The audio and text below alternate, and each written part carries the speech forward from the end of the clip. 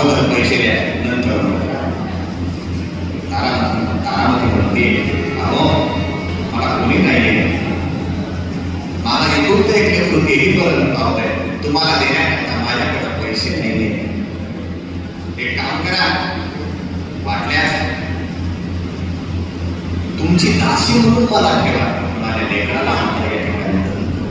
त्या डोमाला सांगितलं, त्या हरिश्चंद्रांना सांगितलं नाही मी तुम्हाला मड जाऊ देणार. मड स्वतःच्या पोराचं पत्नी विनवणी करते तरी सुद्धा राजा आपल्या वचनापासून बाजूला. शेवटी मला ते तारामती म्हणू लागले, अहो तुमची द्रव्याची योजना सुद्धा मी पूर्ण केली असते. एक काम, माझे पती याच काशी नगरीमध्ये काम करताय, जर माझ्या पतीची गाडी भेट झाली तर मी काहीतरी समजवता करेन आणि तुमचं द्रव्य तुम्हाला देईन. त्या हरिश्चंद्राने विचारलं, म्हणजे तुमचे पती कोण? म्हणजे खूप छान पती होते हो माझे, अयोध्येचे सम्राट होते, नाव त्यांचं हरिश्चंद्र आहे आणि आपल्या वचनापासून ते कधीही बाजू असत.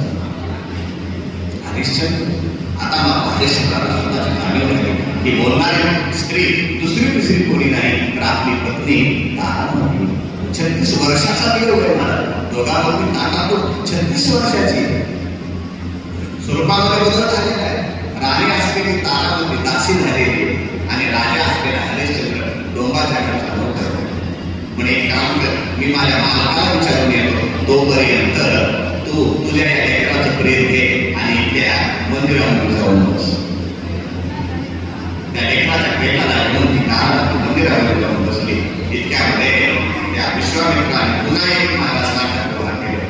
विश्वामित्राने येऊन त्या प्रेताची विटंबना केली आणि त्या प्रेताचं रक्त तारामतीच्या तोंडाला लावलं आणि बाहेरून गरबा केला. त्या आपल्या मंदिरामध्ये एक हाडळ आली आणि ती हाडळ लेकराला मारायचे काम करते.